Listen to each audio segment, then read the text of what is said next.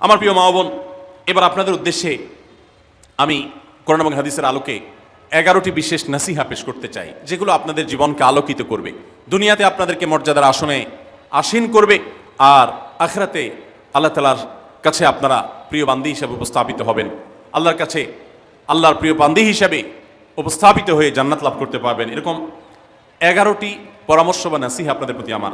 Number 1, কোরআন এবং হাদিসের জ্ঞান অর্জন করা। এটা সকল পুরুষ এবং নারী সকলের জন্য ফরজ। কোরআন এবং হাদিসের জ্ঞান অর্জন করা আমাদের জন্য ফরজ। আমরা অনেকেই আছি যারা ইসলামের ফরজ বিধিবিধানগুলো জানি না। আমাদের যেগুলো অবশ্য কর্তব্য সেগুলো আমরা অনেকে জানি না, শুধু নামে মুসলমান। গতানুগতিক কিছু কাজ করি, হাতে গোনা কিছু ইসলামের নামে কাজ করি, বাস মনে করছি আমি মুসলমান হয়েছি। আপনাকে ঈমান সম্পর্কে জানতে হবে। আপনার ঈমান কিভাবে আনতে হবে, কি কোন কোন বিষয়ের প্রতি বিশ্বাস থাকতে হবে, কি বিশ্বাস থাকতে হবে, আল্লাহ সম্পর্কে বিশ্বাস থাকতে হবে। ঈমান সম্পর্কে অনেক ভুল ধারণা আমাদের আছে। আমরা আল্লাহ সম্পর্কে বিস্তারিত জানি না, আখিরাত সম্পর্কে জানি না, নবী রাসূল সম্পর্কে জানি না। এগুলো সম্পর্কে সঠিক জ্ঞান অর্জন করতে হবে।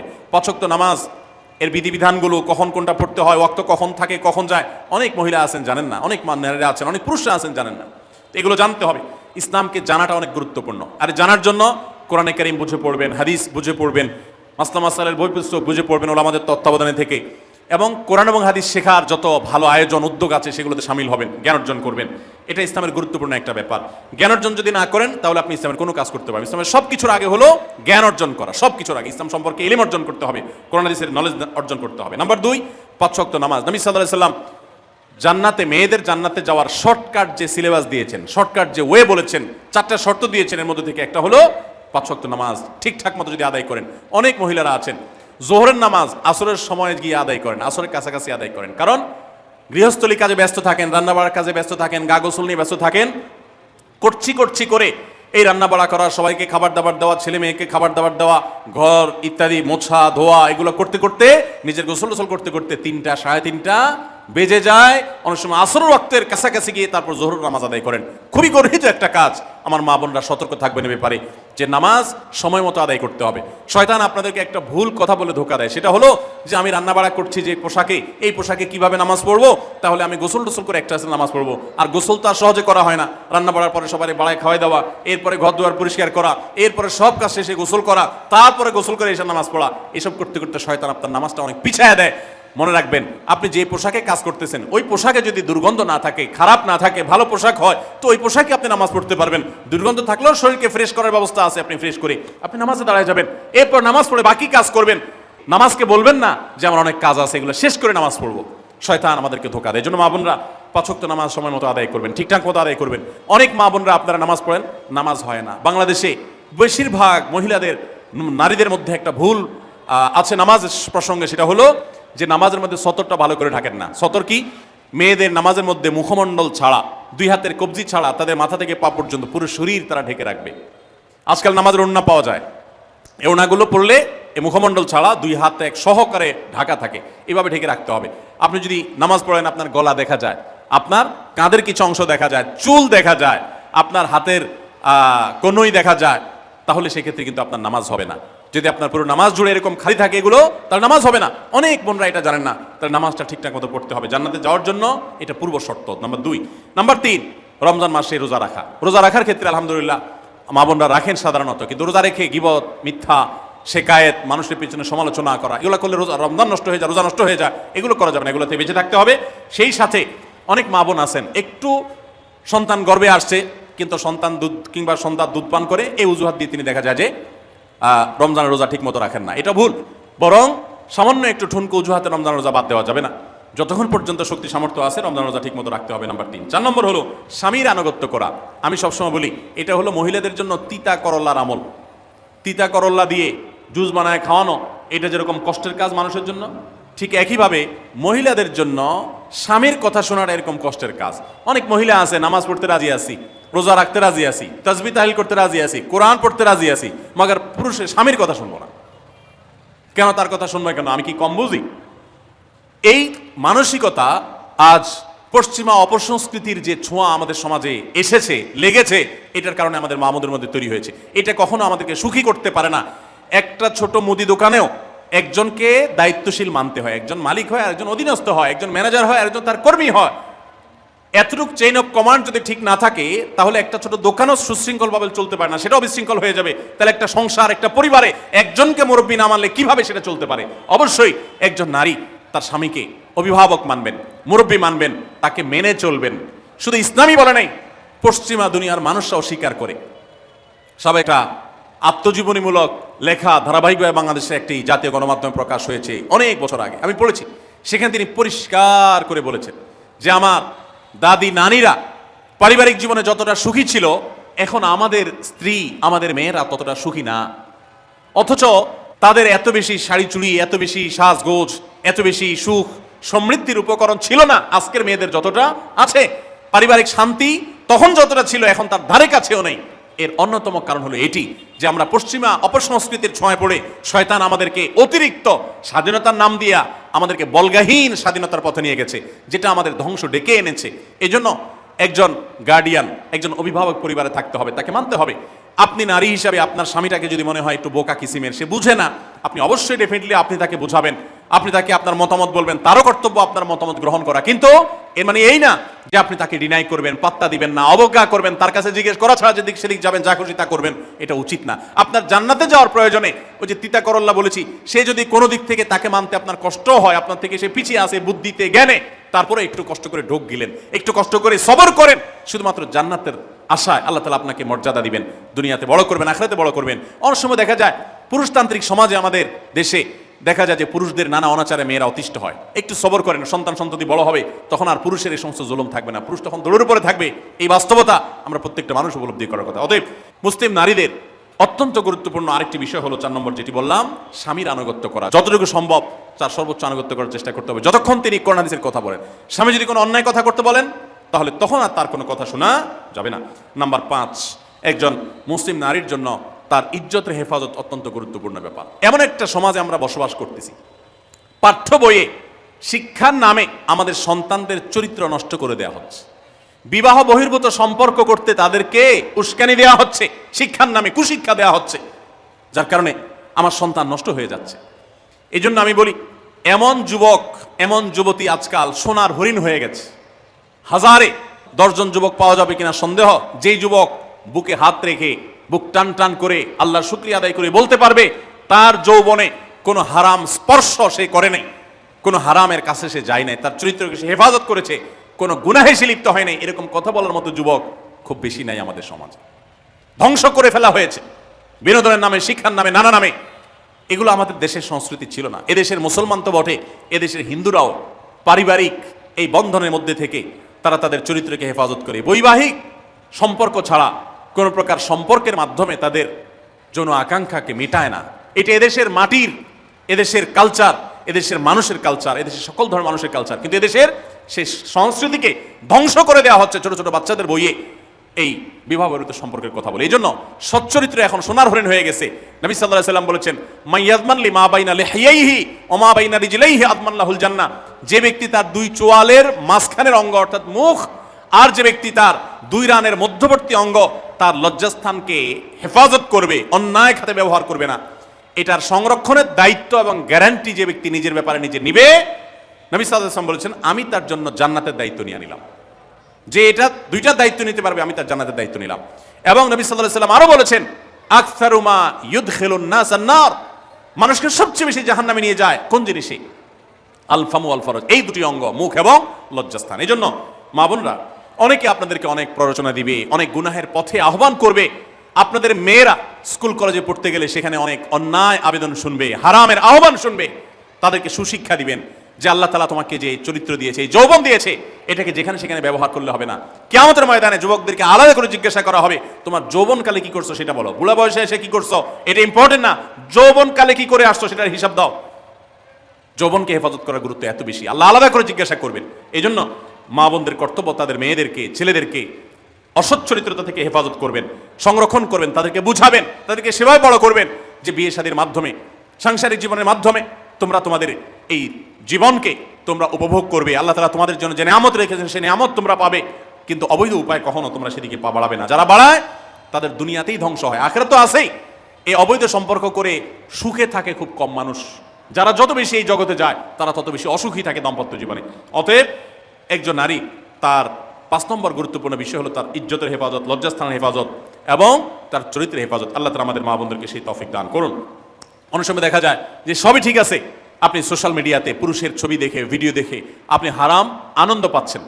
আপনি ইমোতে, হোয়াটসঅ্যাপে, মেসেঞ্জারে বিভিন্ন পুরুষের সাথে অপ্রয়োজনীয় চ্যাটিং করছেন, কথা বলছেন, এবং সেখানে এই বেহুদা কথা থেকে অনেক অনাচার হয়ে যায়, অনেক সংসার ভেঙে যায়, অনেক পরকীয়া হয়, অনেক সংসার ধ্বংস হয়। এই জন্য আল্লাহ বলেছেন আল্লাহ তাকরাবু জেনা, জেনার কাছেও যেও না, চ্যাটিংই করতে যেও না, কারণ করতে গেলে তুমি ডুবে যাবা, পরে ফিরে আসতে পারবা না। ভয়ঙ্কর এক গুহা এবং ভয়ঙ্কর এক জগৎ। তো এই পথ থেকে আমাদেরকে বেঁচে থাকতে হবে। আল্লাহ আমাদের তৌফিক দান করুন। নাম্বার 6, মা বোনদের জন্য গুরুত্বপূর্ণ বিষয় হলো সন্তানদের লালন পালন করা। আপনি বাজার থেকে 2-4 কেজি আম কিনে খাইছেন, এটাতে আপনি যতটা সুখী হতে পারবেন, আপনি যদি একটা আমের গাছ লাগাই দিতে পারেন তাহলে তার চাইতে অনেক বেশি সুখী হতে পারবেন। আপনি বেশি লাভবান হবেন, আপনি মনকে মন আম খেতে পারবেন, আপনার বংশধররা খেতে পারবে। নিজে আমল তো করবেনই মায়েরা বোনেরা, পাশাপাশি সন্তানদেরকে যদি আল্লাহ ভীরু বানান, মুত্তাকি বানান, পরহেজগার বানান, কোরআন হাদিস শিখান, তাদেরকে যদি পর্দা শিখান, তাদেরকে যদি চরিত্রের হেফাজত শিখান, তাদেরকে যদি ভালো মানুষ বানানো শিখান, তাহলে আপনি আম গাছ লাগানোর মতো ফলের গাছ লাগাই গেলেন, সওয়াবের গাছ লাগাই গেলেন। দুনিয়া থেকে চলে যাবেন, নেক সন্তানের আমল যেগুলো আপনি শিখাই দিয়ে গেছেন এগুলোর সওয়াব আপনি পেতে থাকবেন। সে ছেলেটাকে সূরা ফাতিহা নিজে শিখাবেন, মেয়েটাকে সূরা ফাতিহা নিজে শিখাবেন, নিজে ভালো করে শিখবেন, তাহলে মরণ পর্যন্ত এই ছেলে যতবার সূরা ফাতিহা পড়বে প্রত্যেক নামাজে আপনি কিন্তু সওয়াব পেতে থাকবেন, কারণ আপনি শিখাই দিয়ে গেছেন, আপনি শুরুটা করে দিয়ে গেছেন। এই জন্য মা বোনদের জন্য সন্তানদের লালন পালন করা, সন্তান দুধে ভাতে আছে কিনা, ভালো জামা কাপড় পরছে কিনা, এর চাইতে ইম্পর্টেন্ট হলো সন্তান আমার নামাজ পড়ছে কিনা, সন্তান আমার আল্লাহকে চিনে কিনা, সন্তান আমার কোরআন হাদিসের শিক্ষা পেয়েছে কিনা। সন্তান একজন স্কুলে যায় না, তার জন্য আমার মাথা খারাপ হলে, সন্তান একজন নামাজ পড়ে না এক ওয়াক্ত, তার জন্য আরো বেশি মাথা খারাপ হতে হবে। তাহলে আপনি দায়িত্বশীল মা হতে পারবেন, দায়িত্বশীল বাবা হতে পারবেন। মনে রাখবেন নবী সাল্লাল্লাহু আলাইহি ওয়াসাল্লাম বলেছেন, প্রত্যেকটা শিশু জন্মগ্রহণ করে ভালো মানুষ হয়ে, কেউ জন্মগতভাবে খারাপ হয় না, ডাকাত হয়ে জন্মায় না, তবে তার মা বাপ তাকে নষ্ট করে। কারণ মা বাপ তাকে ঠিক মতো লালন পালন না করে, ভালো পরিবেশ দেয় না, খারাপ ছেলেফেলের সাথে মিশে, তখন সে নষ্ট হয়। এই জন্য আপনার দায়িত্ব সন্তান কার সাথে মিশছে, কোথায় যাচ্ছে, কি করতেছে, মোবাইলে কি দেখছে, সন্তানকে সময় দেন, মোবাইল টিপি বন্ধ করেন, তাদেরকে নিয়ে বসেন, তাদেরকে কথা শোনান, কোরআন হাদিস পাঠ করে শোনান, তাদেরকে ভালো পরিবেশ দেন, ভালো ফ্যামিলির, দিনদার ফ্যামিলির বাচ্চাদের সাথে তাদেরকে মিশান। ইনশাআল্লাহ আপনি আল্লাহর কাছে এর জন্য উত্তম বিনিময় পাবেন, সওয়াব পাবেন।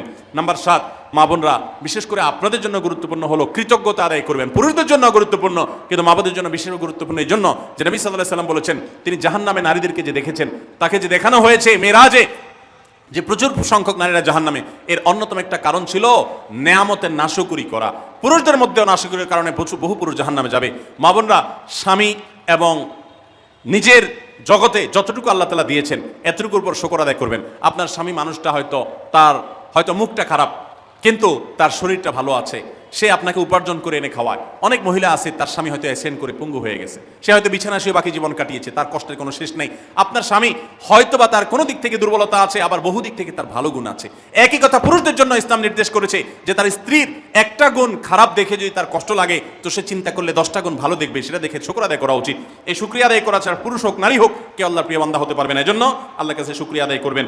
মায়েরা বিশেষ করে শ্বশুরের বাড়িতে যাওয়ার পর প্রথম অনেক কষ্ট হয়। আমি সবসময় বলি, শ্বশুর বাড়িতে যাওয়ার পর মেয়েরা আমাদের দেশে নানান জুলুম নির্যাতন সহ্য করতে হয়। শাশুড়ি বাঁকা চোখে দেখে, সব শাশুড়ি না, অনেক শাশুড়ি, অনেক সময় ননদরা বাঁকা চোখে দেখে, স্বামী লোকটা জ্বালায় নানাভাবে, দেবরা জ্বালায় নানানভাবে, মানুষ খোঁচাখুচি করে, কষ্ট দেয়। একটু ধৈর্য ধারণ করেন, আল্লাহ তাআলা আপনার সংসারে যখন 2-4টা সন্তান দিবে, এরা যখন বড় হয়ে যাবে, এগুলো সব আপনার বাহিনী হয়ে যাবে, তখন দেখবেন ওই বুড়া আস্তে আস্তে চুপসে গেছে, বুড়ার বড় কোনো গলা নাই, বড় কোনো কথা নাই, কারণ পোলাপান সব মায়ের পক্ষে থাকে, বুড়া সব আস্তে আস্তে সাইজ হয়ে যায়। এই জন্য মা বোনরা সবর করবেন, ধৈর্য ধারণ করবেন, খবরদার ধৈর্য হারা হবে না, শুকর আদায় করবেন। নাম্বার 8, কখনো মুখ খারাপ করবেন না, গালিগালাজ করবেন না, অভিশাপ দিবেন না।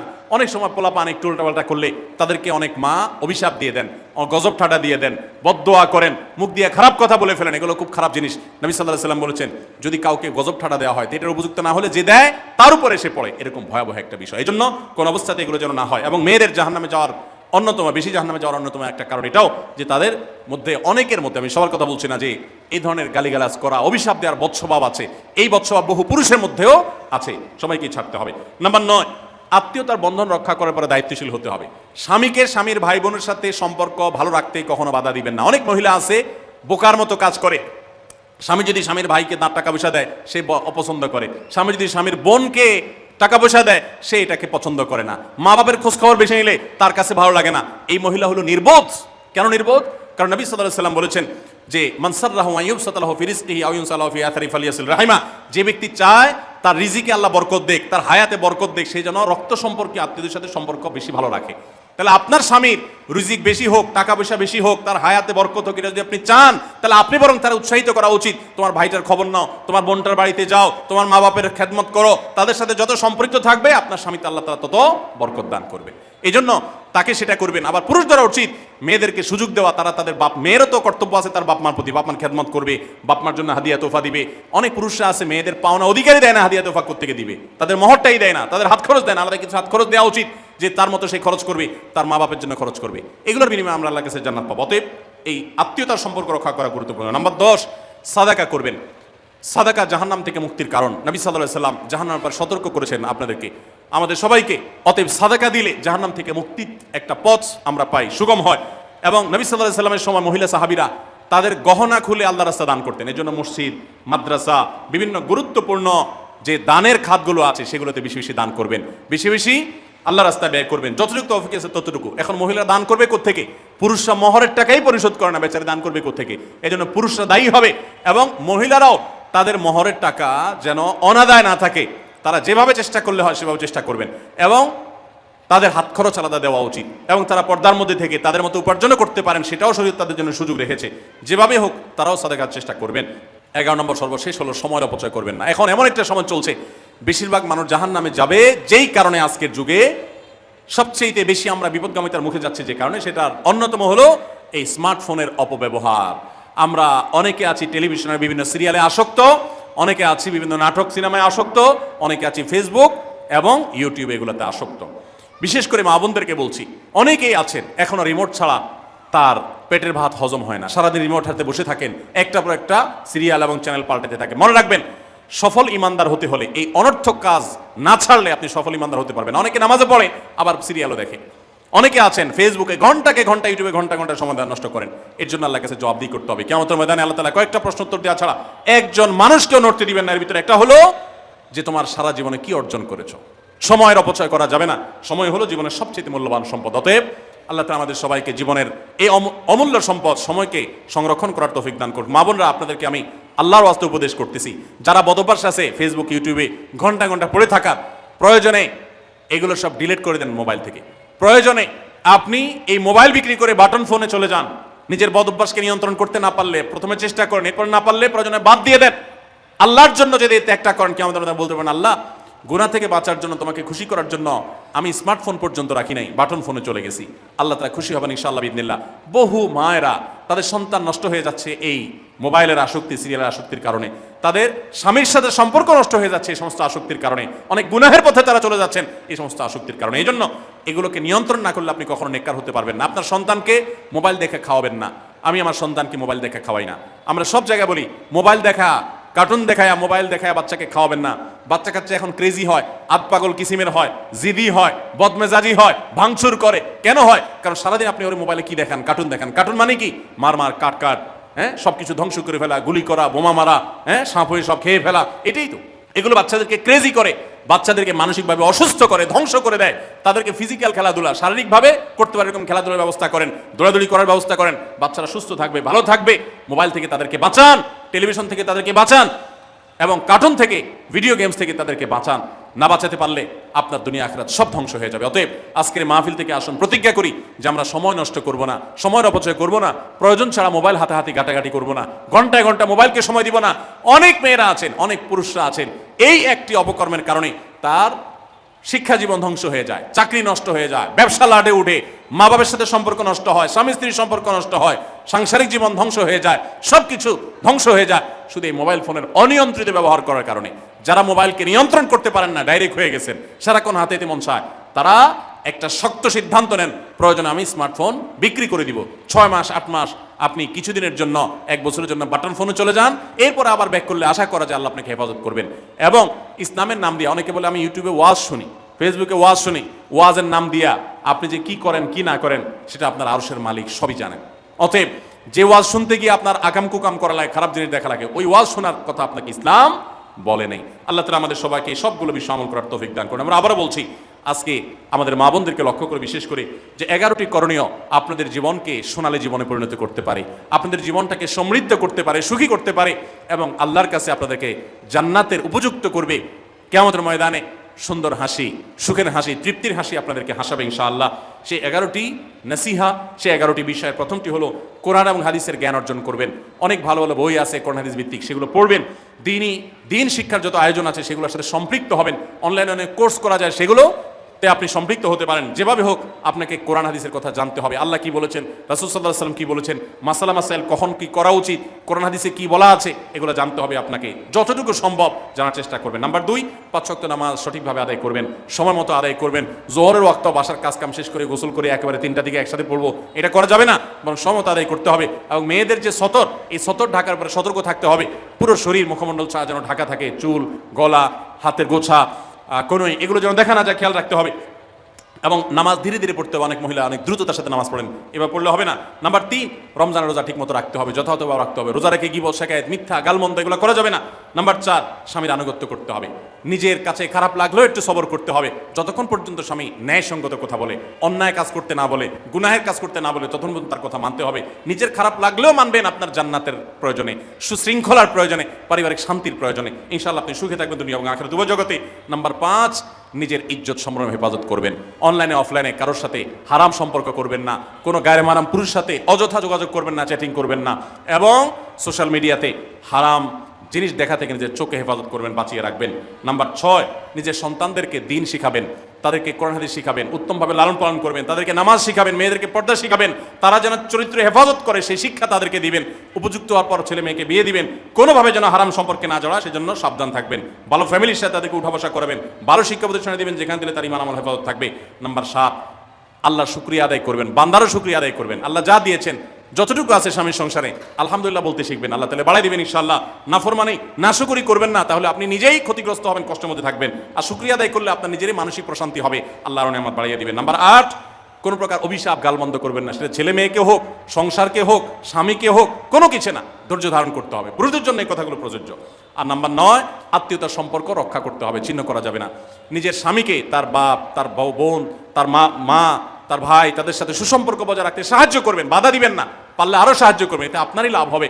আবার স্বামীদেরও উচিত স্ত্রীকে তার পরিবারের সাথে সম্পর্ক বজায় রাখার জন্য সাহায্য করা। মেয়েদের উচিত তাদের মা, তাদের বোন, ভাই, তাদের সাথে আজকাল মোবাইলে যোগাযোগ করা যায়, খোঁজ খবর নেবেন, কথাবার্তা বলবেন। স্বামীর সংসারে আসছেন দেখে বাপের সংসার ভুলে যাবেন, সেটাও যেন না হয়, খেয়াল রাখতে হবে। নাম্বার 10, যতটুকু সম্ভব দান সাদাকা করবেন। দান সাদাকা জাহান্নাম থেকে মুক্তির কারণ হয়, সেটার জন্য সাধ্য অনুযায়ী করবেন। পুরুষরা তাদের জন্য এই ক্ষেত্রে হেল্প করবেন, যাতে তাদের মোহর ইত্যাদি দেওয়া, মাসে হাত খরচ কিছু দেওয়া, যাতে তারা সাদাকা করতে পারে সেই সুযোগ।